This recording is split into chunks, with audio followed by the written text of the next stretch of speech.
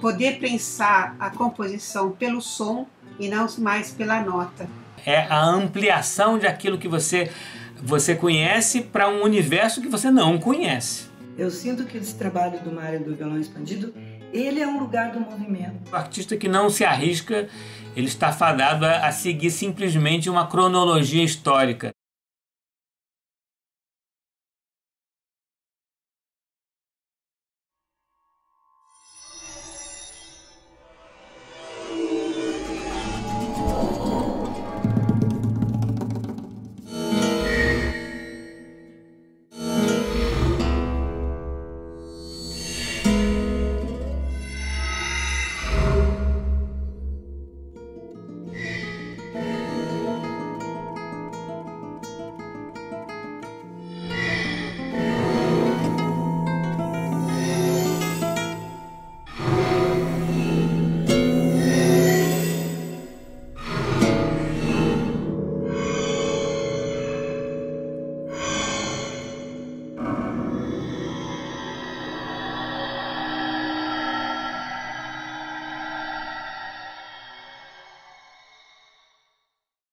Extended techniques, for me, opened up a whole new world of expression. Again, it's giving us access to emotions and states of being that were not available by simply playing notes. É uma espécie de emancipação da tradição. Você já tem uma maneira de tocar. Como é que toca violão? Tem que ser assim, tá? Você sabe como é que é fazer. Não, eu posso fazer outra coisa com o violão. Eu posso pegar o violão e riscar as cordas, fazer de outro jeito que nenhuma criança faz e vai inventar. E se você pode inventar um jeito de tocar que é totalmente teu. The whole idea of these techniques becoming integrated into the music, or really an integral part, is so important for that expression. And the more that we can not even be thinking about them as extended techniques, they become the technique of the instrument. But the technique is only ever there at the service of the music.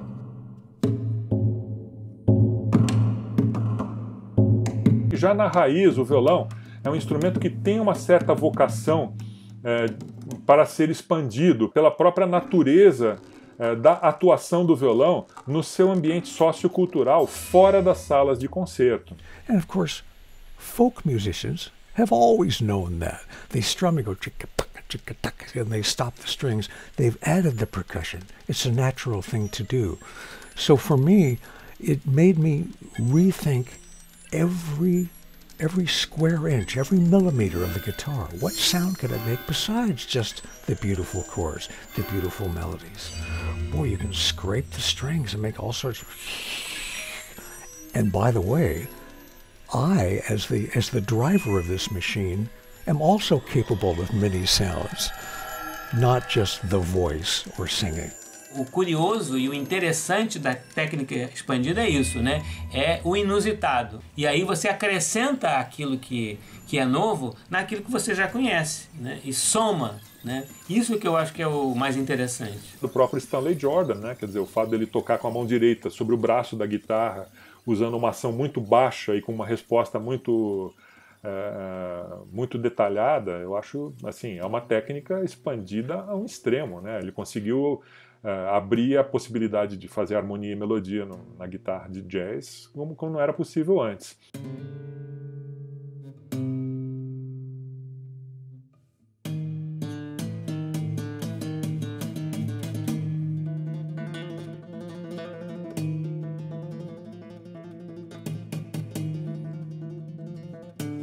A ritmata, ela me traz essa curiosidade sonora que o Mário então podia provocar no violão, né?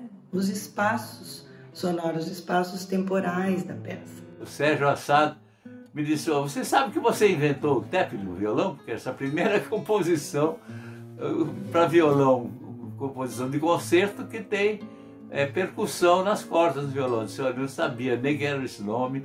Isso aí era uma coisa que eu fazia para me divertir no violão, né? That's a complicated question, how effective extended techniques are. And I would say on the guitar, it's easy to produce a lot of different kinds of sounds besides pitches, which is an attractive thing about it as a musical instrument. It could be a percussion instrument in so very many ways, and I think it's often used basically as a percussion instrument in a lot of other styles of music. Os instrumentos, eles não são móveis. Os instrumentos são pedaços de madeira parados. Nós é que temos que mover o corpo. No futuro, talvez eles inventem instrumentos amoebas, ou seja, que se adaptam tão bem ao corpo que qualquer movimento que você faça, até deitado na cama, vai ser um movimento ergonomicamente perfeito. O Valtel Branco, quando escrevia trilhas sonoras de televisão, ele inventou alguns efeitos, por exemplo, de afrouxar a sexta corda do violão bastante, e usar aquilo quase como uma espécie de percussão. Ele criava uma ambientação muito peculiar, usando esse efeito de escordatura no violão, né? O Valtel, que enfim, era um ótimo violonista. No Brasil, da técnica expandida, não tem como não falar de Villa-Lobos. Mesmo sendo paradoxal o fato dele ter usado pouco essa técnica. Você vai ver a percussão explícita no tampo em uma obra dele chamada Distribuição de Flores para flauta e violão. Ele escreve, inclusive, na partitura, batendo no estandarte como um tambor usado. Mas há uma curiosidade no final do estudo 2, um pizzicato de mão esquerda que ele se utiliza. A mão direita toca uma nota, enquanto que a esquerda, com o pizzicato, toca outra nota para resolução. A técnica expandida é um procedimento que os instrumentistas e cantores têm para realizar as sonoridades não tradicionais. E o que seria tradicional no som se ele não tem significado e sim sentido? O som tem propriedades variadas, intensidade, dinâmica, timbre, duração. E para dar expressividade, passou-se a organizar as articulações do som. Essas geram um espectro complexo, tal qual a linguagem falada, staccato, ligado, acentuações que formam o quadro expressivo do som. E a técnica expandida vai surgir depois de um esgotamento das possibilidades dessas articulações. Houve uma procura por uma escala de timbres e ruídos, e isso criou uma fascinação aos compositores que estavam dando à cor do som a possibilidade de uma nova representatividade, principalmente daqueles mais experimentalistas da década de 1960. Você pegar assim de um lado, fica bem claro isso, Boulez, e do outro lado John Cage. E o John Cage vem quase que ele não fundou, mas já havia, ele tinha precursores, o que se chama de música experimental, que, claro, é uma divisão que não cabe sempre, mas é boa, acho, pelo menos para pensar como duas linhas diferentes. A música experimental tem a ver com experimentar quase do nada de novo. A questão é o que é a música.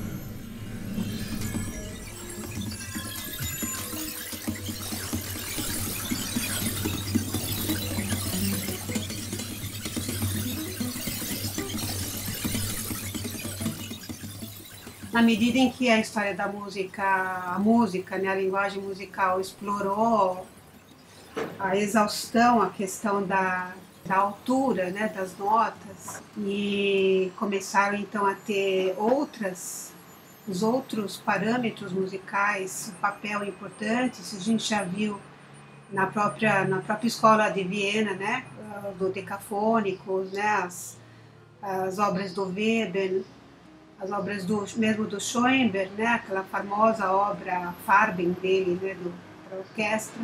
O timbre começa a ter uma importância maior. John Cage, já nos anos 30, né, já falava, abre a janela e você escuta, é música, né? Pensadores como Pratella, Russolo, Pierre Schaeffer, principalmente, sistematizaram essa teoria. Diziam que o som é tão poderoso que ele, por si só, seria um acontecimento estético musical. Não há necessidade de se utilizar de formas musicais. Pierre Schaeffer, ele organizou isso, né? Na medida em que essa palheta já estava existindo, vamos dizer que já estava nos anos 50, 60, né? Quando ele escreveu o Tratado dos Objetos Musicais, e ele sentiu necessidade então de parametrizar esse universo, né? Criando então a tipomorfologia. Aquilo que chamava-se de ruído, né? Adquire um status artístico que não tinha até então, né? Tanto que havia uma separação muito grande antes disso do que era um som musical e um som não musical. Mas no momento que você simplesmente faz um scratch, ou seja, cria um ruído sobre as cordas, né? Com as unhas, na verdade.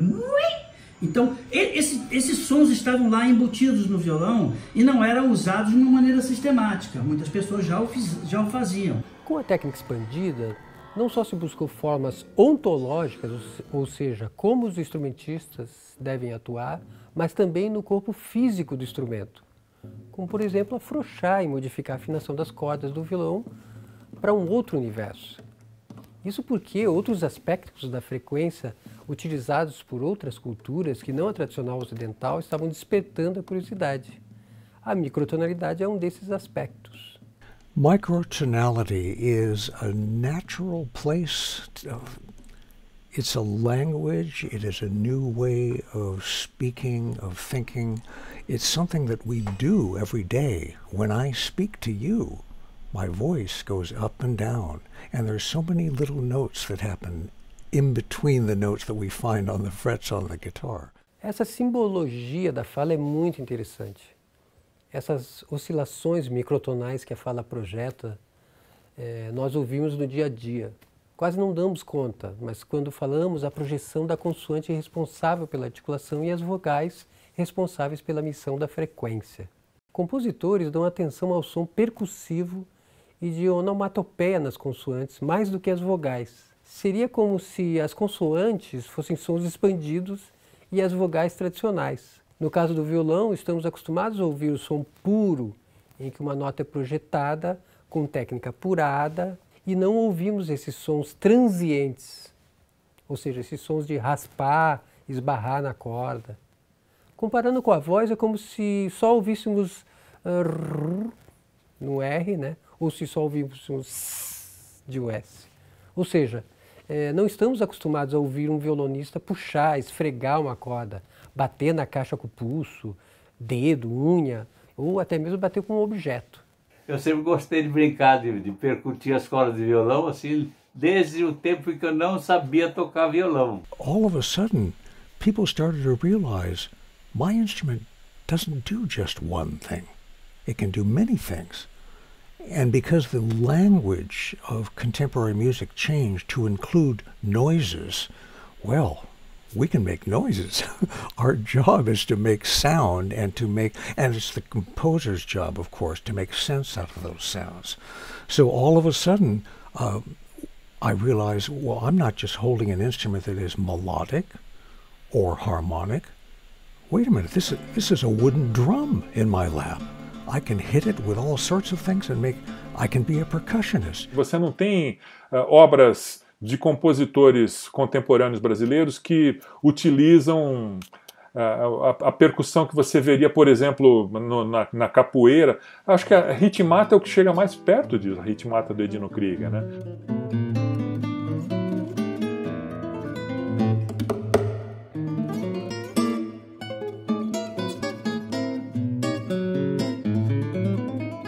E eu acho que a gente tem no Brasil assim, coisas que, francamente, eu nunca vi em nenhuma parte do mundo. O Chico Melo certamente é um deles. O Arthur Campela certamente é um deles. Cada uma das suas obras é um salto, né, de técnicas expandidas, né? Aquela coisa de usar bola de ping-pong no instrumento, de tocar uma viola como se fosse violão, ou um violão como se fosse um instrumento de arco. O extremo mais extremo de uma possibilidade, né? O que me interessa é a posição do homem em relação ao fazer som, e não o violonista. É uma coisa muito mais fundamental, é mais ontológico. Você absorver o inusitado dentro da sua obra, né? E evidentemente que isso passa pelo aspecto instrumental, né? Se você absorve esse risco, você experimenta, né? Ao experimentar, você se depara com coisas que você não conhece. De qualquer forma, o risco, eu acho que ele é fundamental. O trabalho do violão expandido é uma via de mão dupla, eu acho. Do som para o movimento e do movimento para o som.